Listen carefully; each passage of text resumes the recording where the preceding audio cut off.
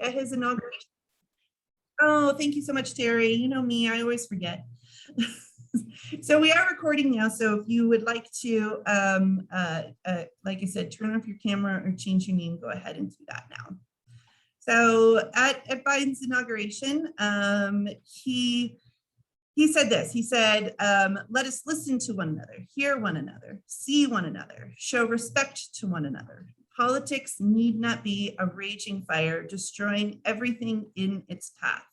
Every disagreement does not have to be a cause for total war. And we must reject a culture in which facts themselves are manipulated and even manufactured. Now, for me, when I heard that, I already was, involved in thinking about disinformation. And I actually, from a personal standpoint, I actually, one of my kids had gone down a rabbit hole of disinformation and had, disowned themselves from the family. So it was very personal to me. I knew how powerful, disinformation could be to a person and to family. So for him to say that, at the inauguration, super powerful to me. But then, the first question is, how do we do that? How do we reject a culture in which facts themselves are manipulated or even manufactured?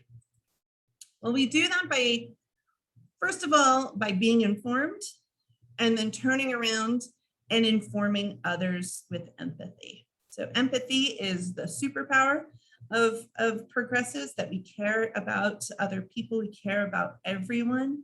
So use our superpower to then inform others with that empathy. So that's what we're going to cover today. First, we're going to talk about what disinformation is and why it's happening, kind of fill in those questions that you might have there about why it's happening. And then we're going to kind of assess where your media literacy is at, and then learn about best practices. And the big question is, how can people believe this stuff? So we're going to answer that question about how can people actually believe these lies? And then we're going to look, since we're looking through the lens of the climate crisis today, we're going to discuss the politics of like how that has been politicized, and how the disinformation behind that, and then how to counter that. So the big thing at the bottom, how to break through to others with the truth. So we're going to start off with a poll, with an icebreaker poll. So it should pop up on your screen. A poll should pop up on your screen asking you, have you talked about the need for action on climate change in the past few weeks? All right, it's coming in right now. We got about 75% saying yes. Okay, it's going down a little bit. It's about 70 now saying yes. All right, looks like we all got in there. All right, fine. All right, that looks like everyone. All right, 69% of you in the past few weeks have talked about the need for action on climate change. 69%. Oh, do you see that? Is that something you can see on the screen? So 69% of you have talked about climate change in the past few weeks. Well, that comes from a Pew Research poll. Pew did a poll a few weeks ago asking that very same question, or a few months ago, where they asked that very question: how many people have talked about the need for action on climate change in the past few weeks? And you guys are a little bit above the average, but it was over 50%, believe it or not, over 50% of Americans talked about the need for action on climate change in the past few weeks. It's pretty good. And then if you look at the breakdown then of one by age, you'll see that the younger you are, the more likely it is that you talked about it. Gen Z, large percentage of Gen Z definitely have talked about it in the past few weeks. Whereas it gets to the boomers and older, then it kind of drops off. And then another big break is between political affiliation. So you see that a lot of Democrats have talked about it, and then not as many Republicans. I don't know about you, but that's not too surprising. So we'll get back to that poll. We'll look at some more from it again, but we're gonna go back to the basics. Let's talk about disinformation. Let's talk about what it is, and let's cover those basics. So we're gonna start with the basics. What is disinformation?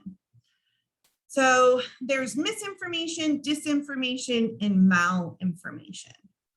So both misinformation and disinformation, they're both false. They're both untrue. They're lies. So both misinformation and disinformation are false. But the difference is that disinformation has the intent to do harm, whereas misinformation does not. So therefore, misinformation, the person sharing it actually believes what they're sharing is true. They don't know that it's false. So they don't have that intent to do harm. And then disinformation, those are your bad actors. Those are the people that are deliberately they're deliberately manipulating you and giving you bad information. They know that it's false. And then the third one, malinformation, that is when it's private information that is used to cause harm. We're not going to talk about that one here. But disinformation, like I said, that's the bad actors. That's the stuff we're going to talk about the most. You will sometimes hear me kind of interchangeably using disinformation and misinformation. The reason for that is sometimes it's hard to tell intent. So yeah, you'll hear them kind of used interchangeably. So different types of or examples of disinformation that you'll see out there are listed here. So from the left-hand side is more of your misinformation, and going over to the right is more your severe disinformation. So an example of misinformation that you'll see a lot, actually, and it like satire and parody is actually is a form of misinformation, but it doesn't have any intent to do harm, right? People are just being funny. Another one that is a form of misinformation that's really, for me personally, really aggravating is it's called clickbait, right? Or the actual term is false connection. It's when the headline doesn't have any connection to the actual body of the article. So that is a form of misinformation. And then it goes all the way over to full on either fabricated content, so they just make stuff up whole cloth, or manipulated content. So content that is then either reframed, taken out of context, or just manipulated. So as an exercise, so that you can take these different these different types, and then you can try to find examples of them. Just go through what your normal day is of going through the media and see if you can find examples of these. I'll give you a hint, it's not that hard. So we have a handbook to go along with this course. So, there's the session here, but then there's a handbook as well that you can download, either a PDF or there's a printable version. So you can go through this material on your own time and really practice, like I said, identifying all these different kinds of disinformation and misinformation that are out there. So how do we get here? How do we get to the point that you're spending your Thursday night learning about disinformation? So, the UNESCO has this study that is actually a kind of old now. I think it's from 2016. It's called Journalism, Fake News, and Disinformation. And UNESCO is part of the UN. This is worldwide. This isn't just something that's happening in the US. This is something that's happening all over the world. And it is a real concern of everyone. It's a real concern of countries across the world. So what is happening is that, and according to UNESCO, this is UNESCO's figure, is that there's three interlocking pieces. There's the media, which then functions to inform citizens, keep citizens informed. And therefore, then informed citizens can then can vote and create a functioning democracy. And then a good functioning democracy has good governance, and the media can then keep tabs on the government, make sure that there's good government, inform the electorate again, right? All these pieces are interconnected. So that's the way that it is supposed to function. But so in the pre-digital times, go back in the day where TVs had knobs on them and you only had a few little knob clicks that you can turn the knob to. So in those pre-digital times, there was something called the gatekeeper model. And that's where there was only a few choices of sources for our news. So one, it created the shared experience of the news. So we may have interpreted it all differently, but we were all seeing the same thing. Like I said, there was only a few channels. And then also there was fact checking. So there was a journalistic practice to do fact checking before anything went out. That was called the gatekeeper model. But now in the modern era, we are just swimming in a soup of information, right? So there are no gatekeepers anymore. We have to act as our own gatekeepers who are swimming through all this information. And we need to decide what is a fact and what is not. And then because we're filtering out each one of us is filtering out a different, combination of information, we're kind of each creating our own reality. So rather than one shared experience, we are all kind of creating our own. So we're each having our own sense of reality, our own sense of truth.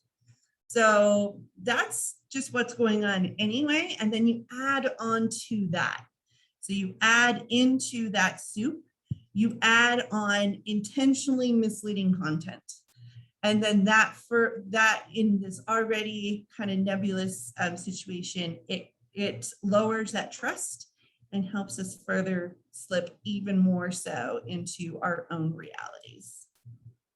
So that's what's going on across the whole globe. And that's why there's a lot of concern about people being able to do that gatekeeping and being able to process that information and know what is a good source of information and what information to trust. So how do we do that? How do we how are we able to gatekeep our own information?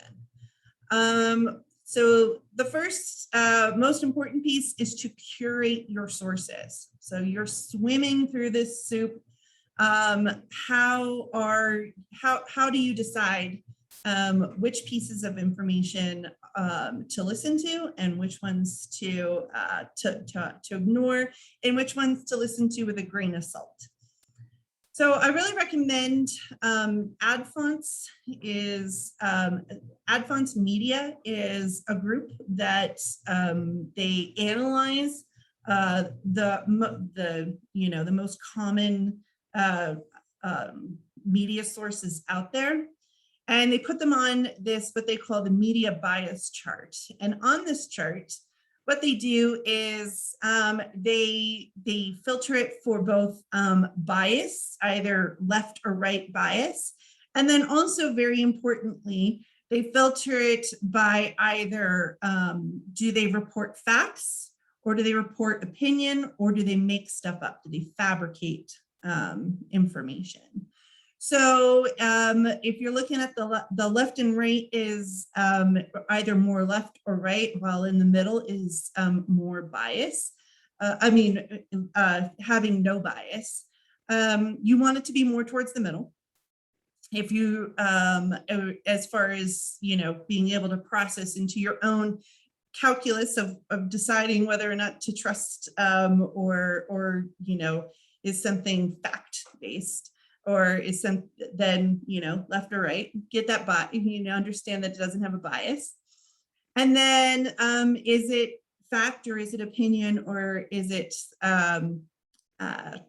completely made up? You want to be more towards the top. So in the top of the middle, you see AP and Reuters. They have been the standard in journalism for a long time. So if you see a piece of news and you don't know if is it true, did it really happen? Good rule of thumb is to go look it up in AP and Reuters and see if they reported it. So that's just telling you right there that they're a good source to go to find that basic information. And then also, if you come across a story or just you pick, this is a news source that I really like, look them up, see where they fall, and then add that into the calculus that you put into. So, let's say you really like MSNBC. That's great. It's great that you really like MSNBC. But add into your calculus that they're quite biased for the left, and that they are rated here as largely showing opinion as opposed to fact. So just put that into your calculus. Doesn't mean you don't want it. It just means that you want to keep that in mind while you're watching it. And one thing that I will mention that I find that it is becoming increasingly hard to tell when something is completely fact-based reporting. There tends to be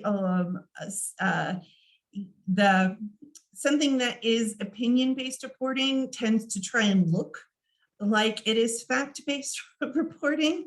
So this kind of helps you maybe make that determination between, is it really fact-based reporting, or is it opinion and I just happen to agree with it? So yeah, I highly recommend looking this up. They have an interactive one where you can type in your resources, and keeping this on bookmarked or keeping it somewhere where you can find it. So as you're going through and you're trying to decide, as you're swimming through your soup of information, you're trying to decide if something, is this legit? This is a good source to go to. So also, since we're talking about climate here, and I mentioned, and we're talking about our sources, how did we get here in climate? How do we get to the point in climate that it is 2021 and we haven't taken any kind of significant action to protect our climate?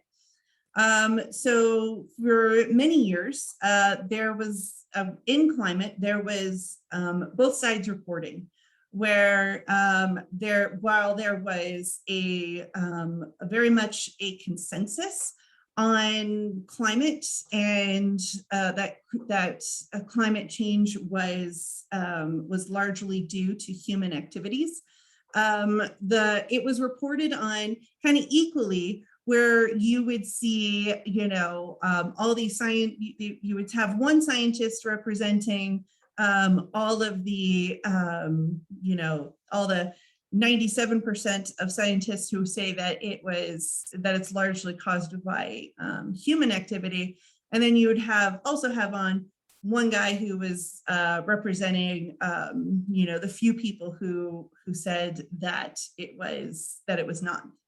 So by by putting, equally representing both sides, when what that did is it created this inaccurate perception that there was a significant disagreement, as opposed to that, that there was this overwhelming consensus amongst scientists that it was largely caused by human activity. So that went on for a long time in the press. But then something happened, and there's a study that came out recently that showed something happened in the past 15 years where that has changed, that's shifted.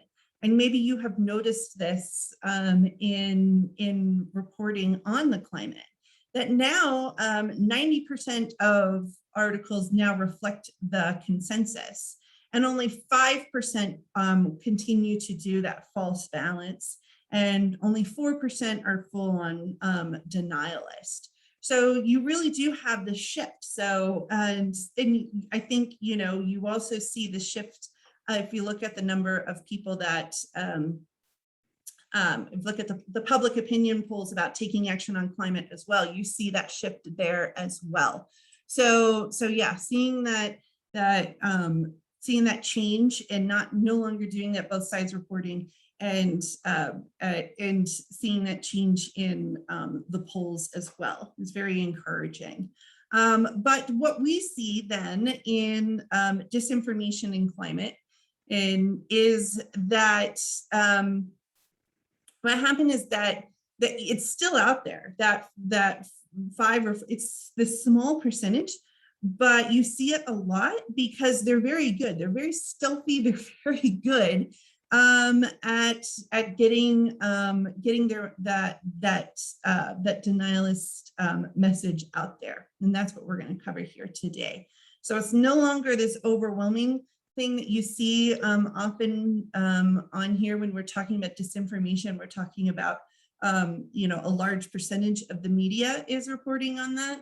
And in this case, it's a very small percentage, but we'll show why it is so overwhelming and loud. All right, we're going to do a little exercise here. Is this legit? So Representative Louis Gohmert went on the wonderful broadcast OAN. I'm sure if you go to Adfonts Media and you look up OAN, it's going to be all the way over the side and down. So on the far right and pretty far down, definitely not fact-based reporting. Anyway, so Rep. Louis Gohmert went on OAN, and he warned viewers about the hundreds and thousands of flamers, aka birds, who survived windmills but wind up spontaneously combusting after flying over solar farms in the Southwest US. This is how the Green New Deal will bring the nation down. Is this legit? Is that true? Is what he said true? So you can pop in a chat, yes or no. Is that true, what he said? So is this an accurate piece of news that OAN and Representative Gohmert are sharing here?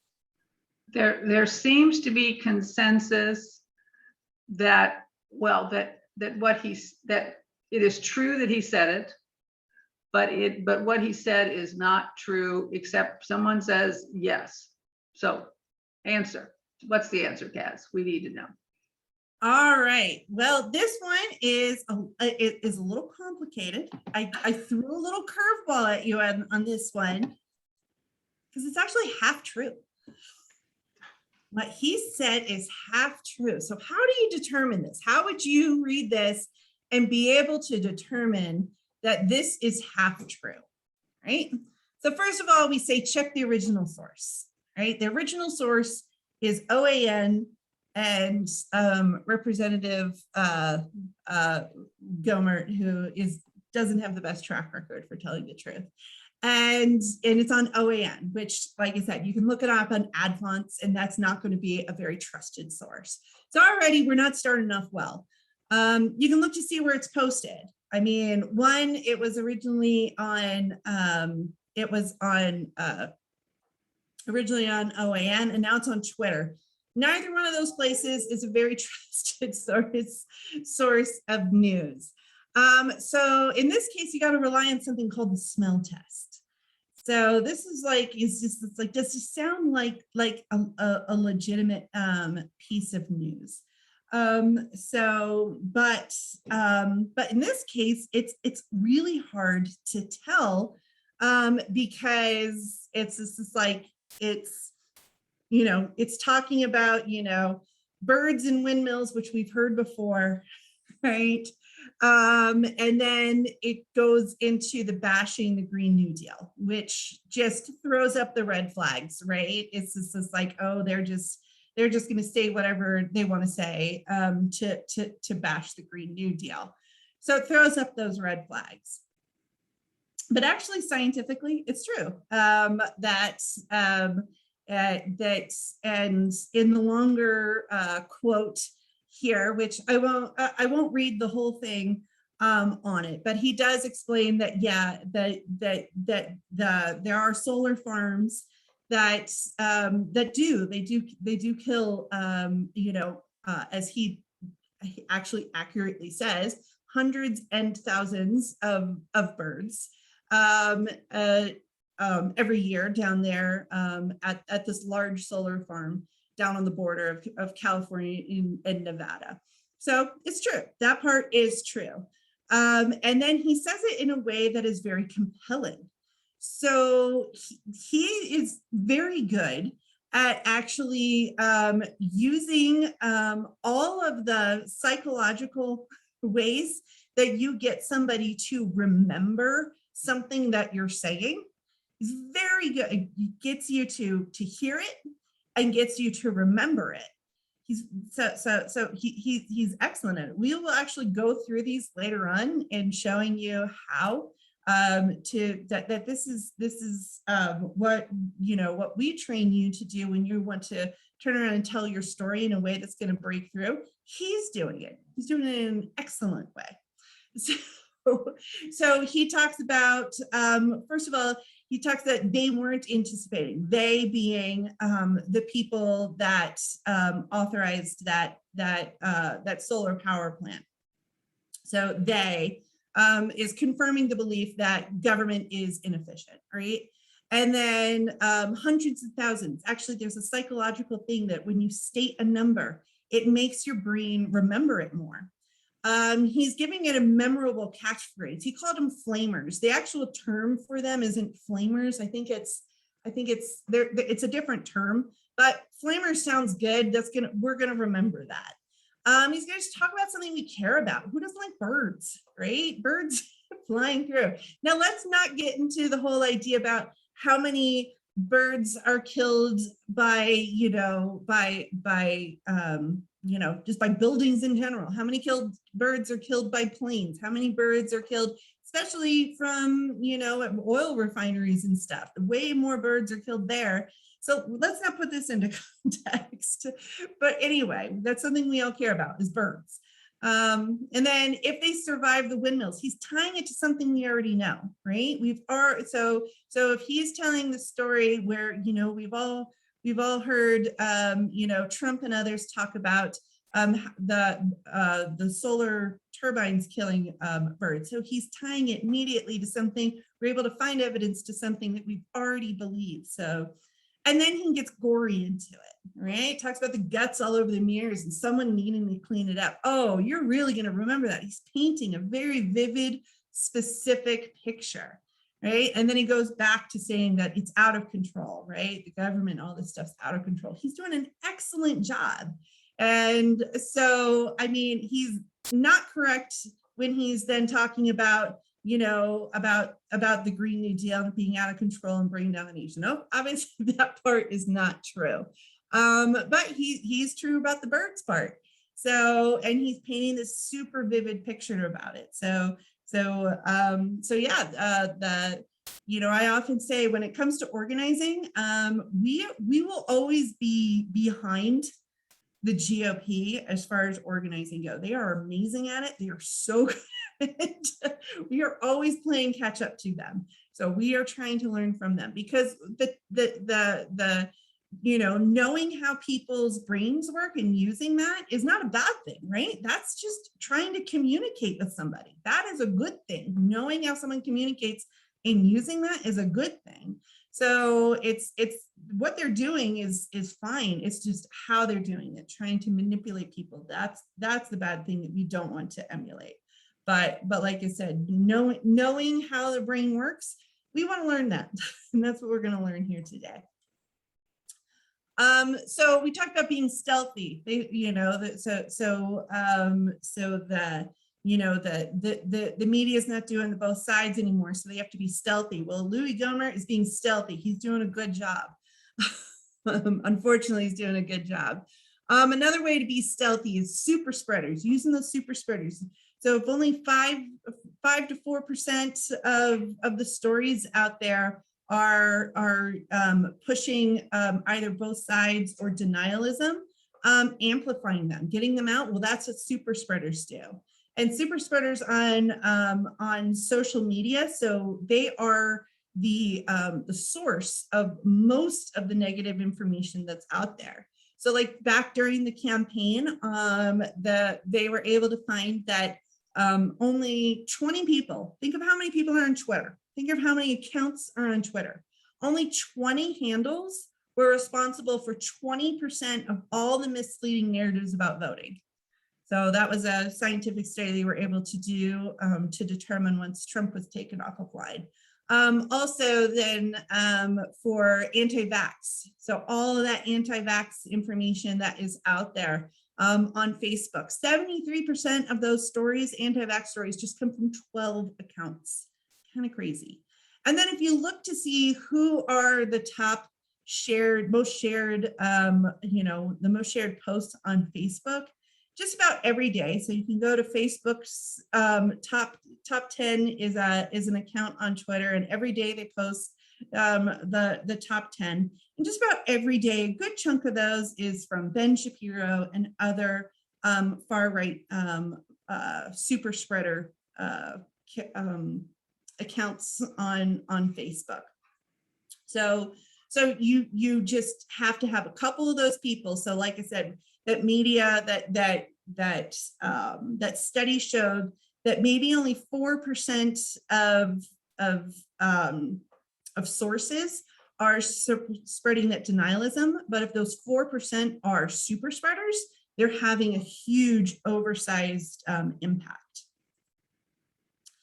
And then if you look to see who those super spreaders are, who are spreading that stuff, the denialism about climate.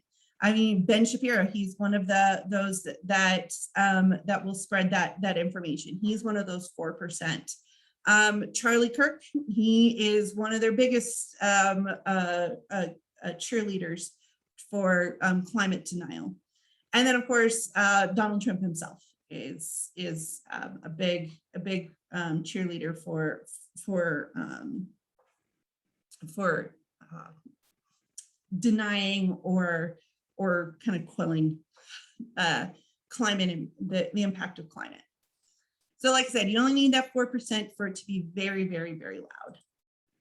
So what do you do? What do you do if you are scrolling through your Facebook and you see a post from Ben Shapiro denying that climate is caused from human causes? What do you do? Well, you got to fight all your instincts, because what you should do is just ignore it. Like, I know that feels like you're condoning it if you're ignoring it, but what you want to do is ignore it, because when you're on social media, you're not in the real world. You're in a world of zeros and ones. And in that world, anytime that you give something attention, so if you click it at all, it thinks that you like it. The algorithm is saying this person likes it. So let's say you leave a message where you're just blasting it, right? Every word is a 4-letter word, you're just blasting it, right? Let's say you have like the most perfect response, like the most slapping response to that. Doesn't matter. That algorithm is thinking that you love it. And it says, oh, I want to show this to more people. Oh, this person really loves it. So any click that you make is saying, I like it, I vote for this, I want to see more of this. So the most important thing that you can do is ignore it. So it's not condoning it, it is the most powerful thing you can do, is to ignore it, walk away, right? I like to say leave it in the draft. Like there are some times when you just have to, you get so angry, it just pushes your buttons. Sure, go ahead, do that, and then leave it in the drafts. Don't actually send it. If you see a friend who is doing this, like let's say it is sent to you, it comes across your timeline because a friend like retweeted it, you know, take them aside, put an arm around them and tell them why they shouldn't do that. And then what can you do? What is like the best thing that you can do to with that anger that you feel from reading that post? The best thing you can do is to get good stuff out there.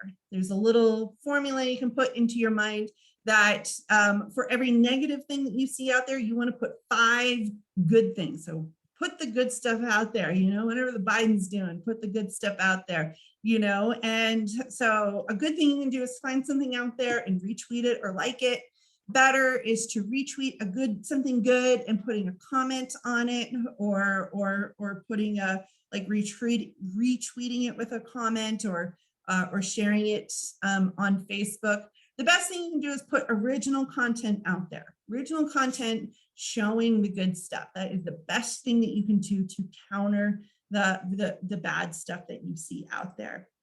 And super important, do not, like I said, any click is telling it that it is a vote for its importance. It's telling it that you like it. So do not just retweet it. What you want to do is if you want to comment on something that you see, what you do is you take a screenshot of it. So these are 2 examples. You can't really tell the difference. It shows up the same, but the one on the left was a retweet. That helped the algorithm of that tweet. Whereas the one on the right was a screenshot. It removed it from the algorithm for the tweet. It did not help Students for Trump at all. And they still got their point across. So if you feel like you really do have to say something, go ahead and take a screenshot of that, remove it from the algorithm. And keep in mind that we have a lot in common. When we're talking about climate, we've come a long way and we really do have a lot in common. So you can look at the infrastructure bill and you can find all the stuff that, you know, this is something that both parties then agreed on, right? So their minority leader voted for this, right? So so find that good stuff. This is this is all that good stuff that we have in common. Stuff like upgrading the power grid, right? And I was really surprised that it included stuff like money for charging stations for electric vehicles and modernizing public transit. This is stuff that's actually going to reduce emissions. Like Republicans usually don't vote for something that reduces emissions, and they actually did it. And then there's things that are more along the lines of what Republicans usually do go for, which is research. Anything dealing with research is something that you find Republicans will be on board with. So those are things that we all have in common. So if you're trying to share the good stuff and you don't want to be divisive, that's the stuff that yeah, a lot of people agree on. And then there's stuff, if you want to get on the soapbox and you want to try to get more people on board, is stuff that the Democrats are for, and the stuff is stuff that is super popular. Most people out there agree on this stuff as well. Stuff like expanding wind and solar energy, making sure that we have more energy storage of those kinds of energy, electrifying our transportation. We already put that into the infrastructure bill for the charging stations, really beefing that up. Making our buildings more efficient, that just seems to make a lot of sense.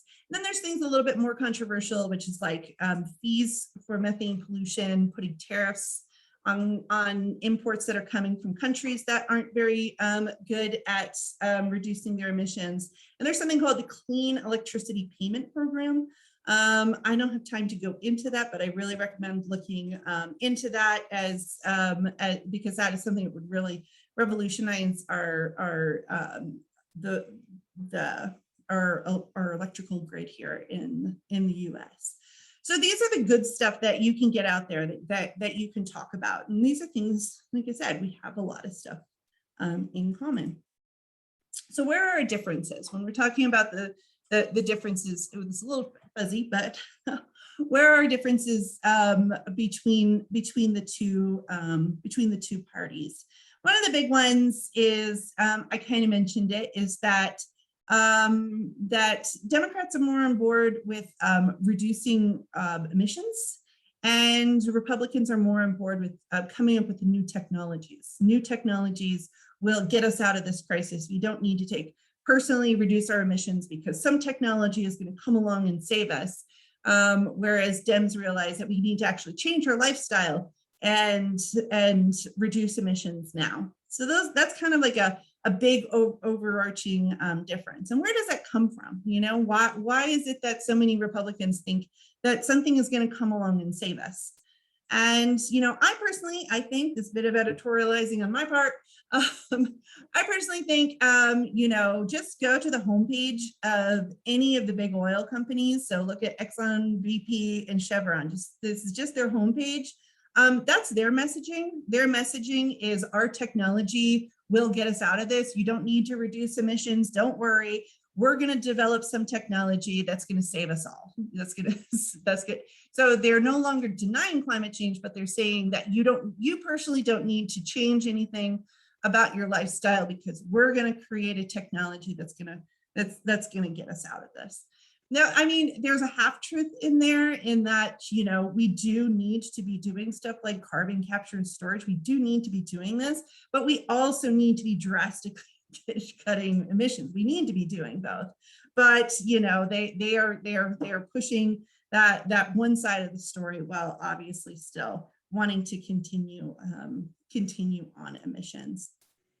And then so that's one difference in that you see in the story is that technological, which is, you know, it's kind of a half truth. And then and that's what you see the most common that is pushed by a lot of more of the moderate Republicans. And then you see what I call it the intentional confusion out there. So we're running out of time, so I'm going to try and get through this. I won't go through all of these, but you've probably heard some of these, more of the conspiracy theory stuff out there for either this kind of weird mix of either denying climate change or, you know, giving Trump, you know, credit for solving it. It's like this weird little mix of stuff. So yes, it's creating this very intentional confusion. So what do you do? What do you do? Like if you know somebody who actually believes this stuff? And one, why do they believe this stuff? Or how can they believe this stuff? And then how do you counter it? So we'll go through this really fast. I won't read all of this. It's in the handbook if you want to go through it. But when we're swimming through that soup and we encounter new information, we immediately, in a second, our brains process it to determine if it's true or not. So we ask ourselves several questions in a second and to determine if it's true. And all of those questions lead to saying that if something is familiar, if we've heard it before, then we believe that it's true. If we haven't heard it before, it bings right off of our head. We don't even hear it. We don't even hear it at all.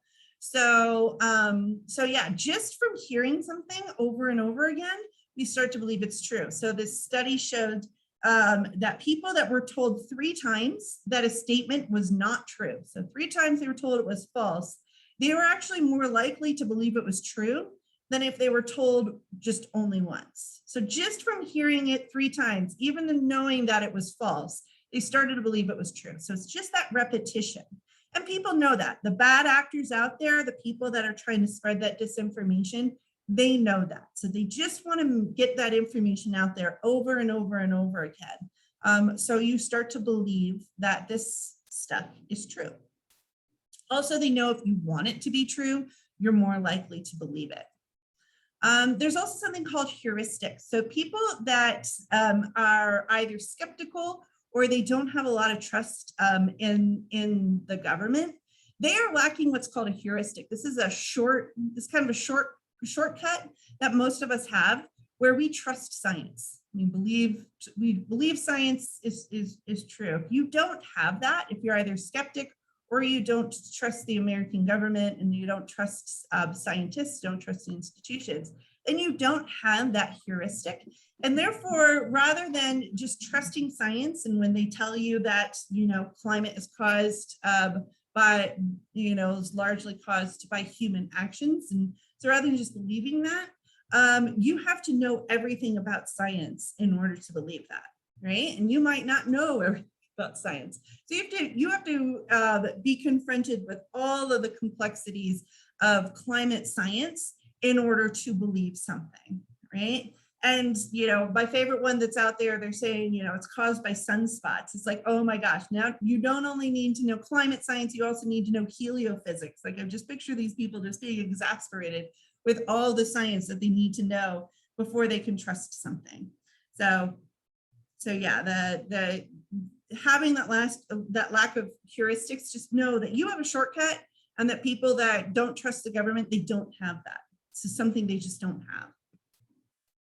And then finally, there's something called the Dunning-Kruger effect, which means that the less that people know, the more confidence that they have. And when we're talking about people that need to know a lot, need to know a ton in order to have that confidence, and they really know very little, or need to know a ton in order to have trust, and they know very, very little, they have this enormous confidence. So I always say, the people that shout the loudest are the ones that know the least, right? So this is shown, part of psychology is the Dunning-Kruger effect, where at the very top, where you're the most confident when you know almost the least, and then once you know a little bit more, there's this peak that you get to fall off of.